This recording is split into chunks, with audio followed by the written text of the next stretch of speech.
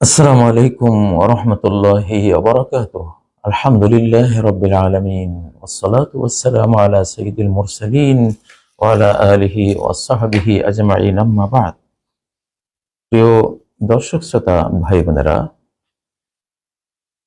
একটি মানবিক বিষয় নিয়ে আপনাদের মুখোমুখি হয়েছি। শিরোনাম দেখতে পাচ্ছেন, ইহলোকে যা প্রতি বছরের শোক দিবস, পরলোকে তা প্রতি বছরের আযাব দিবস। এটি একটি ইনফরমেশন, পারলৌকিক ইনফরমেশন। এই পৃথিবীতে অনেক কিছুই আমরা আনন্দ করে করি, পরলোকে তা অনেক বড় শাস্তি এবং নিরানন্দ বয়ে নিয়ে আসে।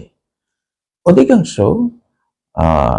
গাইডলাইন ব্যতীত, নবীগণের গাইডলাইন ব্যতীত যদি আমরা কিছু করি নিজের মনের খাহেশ, অন্তরের হবি বাস্তবায়ন করার জন্য, তাহলে সেটা কত বড় অকল্যাণ নিয়ে আসতে পারে। দেখুন, এ বিষয়ে নবী সাল্লাল্লাহু আলাইহি ওয়াসাল্লাম বলেন, আল মাইয়িতু ইউআযাবু বিমা নিহা আলাইহি। মৃতকে শাস্তি দেওয়া হয় এই কারণে, এই শাস্তিটাই, আযাবটা, পানিশমেন্ট, টর্মেন্ট কেন আসে?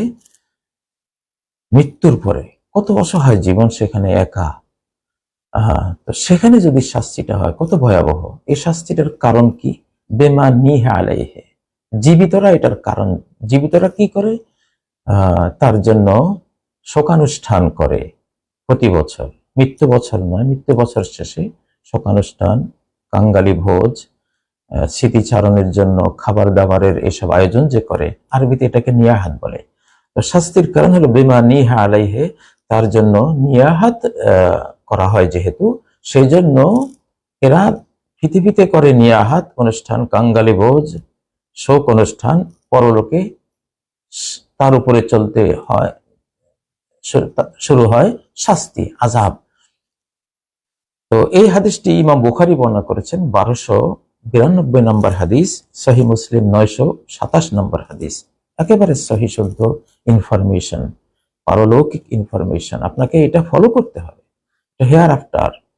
এটাতে নবীগণের মেসেজ ছাড়া আপনি কিছু করলে আপনিও বিপদে পড়বেন, আপনি যার জন্য করছেন সেও বিপদে পড়বে।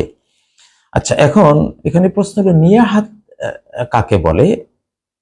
যে নিয়াহাতের কারণে মৃত ব্যক্তির উপরে আযাব হয়, সেটিও আরেকটি হাদিস থেকে আপনাদেরকে বর্ণনা দিচ্ছি। এই হাদিসটি হযরতে জারির ইবনে আব্দুল্লাহ আল বাজালি সাহাবী রাদিয়াল্লাহু তাআলা আনহু তিনি বর্ণনা করেছেন, কুন্না নাউদ্দুল ইজতিমাআ ইলা আহলিল মাইয়িতি ওয়া সানিআতাত তাআমি বা'দা দাফনিহি মিনান নিয়াহা। আমরা বলতে সাহাবীরা, নবী সাল্লাল্লাহু আলাইহি সাল্লামের যুগে আমরা যে সাহাবীরা ছিলাম, তার সহচররা, আমরা সবাই এটা মনে করতাম যে মৃত ব্যক্তিকে দাফন করার পরে তার ওখানে যাওয়া এবং কোনো খাবারের আয়োজন করা, যেটাকে আমাদের বাংলাদেশে কাঙ্গালি ভোজ বলা হয়, এসব ভোজ আয়োজন করাকে আমরা নিয়াহাত ভাবতাম। সব সাহাবীরা এটাকে নিয়াহাতের অন্তর্ভুক্ত মনে করতাম, যে নিয়াহাতের কারণে মৃত ব্যক্তির আযাব হয় বলে নবী সাল্লাল্লাহু আলাইহি সাল্লাম বলেছেন। তাহলে নিয়াহাতের ডাইরেক্ট অর্থ এগুলি হাদিস থেকে প্রাপ্ত। এমনি আরবিতে নিয়াহাত হলো সরব ক্রন্দন, আওয়াজ করে ক্রন্দন করা। তো যেখানে আওয়াজ করে ক্রন্দনের সাথে আবার ক্রন্দন থাক আর না থাক, কাঙ্গালি ভোজের আয়োজন হতো এবং সেখানে গণজমায়েত করা হতো। তাহলে এসব গণজমায়েত এবং কাঙ্গালি ভোজ এটা নিয়াহাতের অন্তর্ভুক্ত, এই কারণে আযাব হয়।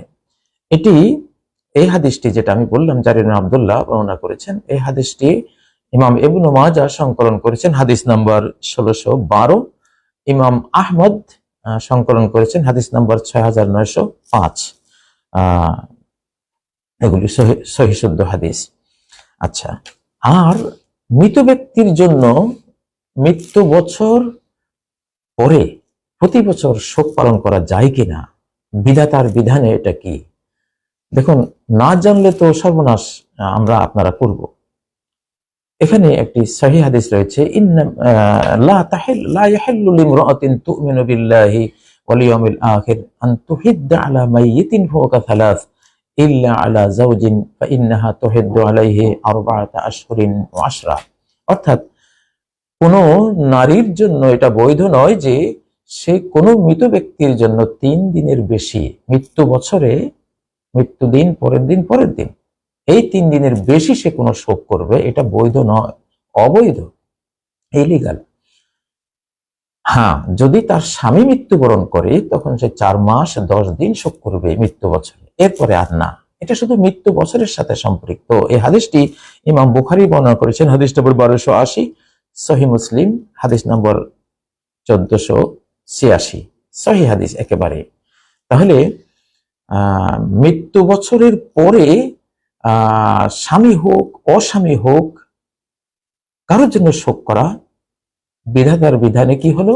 অবৈধ হলো, শাস্তিযোগ্য অপরাধ হলো। এখানে নারীর কথা এসছে কেন?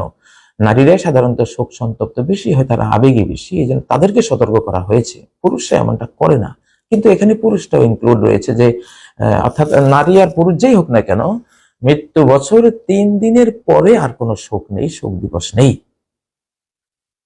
তাহলে আমরা কি করছি? আমরা এগুলো কিন্তু করে যাচ্ছি। এগুলোর কারণে অনেক ফিতনা ফাসাদ, আমাদের ইহলোকও বরবাদ হচ্ছে, পরলোকও বরবাদ হচ্ছে। আর কত কাল করব ভুল পথে, আর কত দিন আমরা চলবো? আমাদের ফিরে আসা উচিত এগুলো থেকে।